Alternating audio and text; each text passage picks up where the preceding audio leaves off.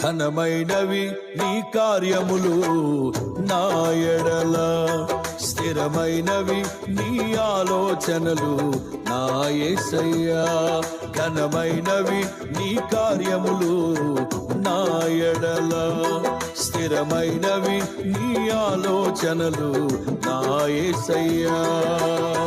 కృపలను పొందుచు కృతజ్ఞత కలిగి స్తుతులర్పించెదను అన్ని వేళలా. కృపలను పొందుచు కృతజ్ఞత కలిగి స్తుతులర్పించెదను అన్ని వేళలా. అనుదినము నీ అనుగ్రహమే, ఆయుష్కాలము నీ వరమే.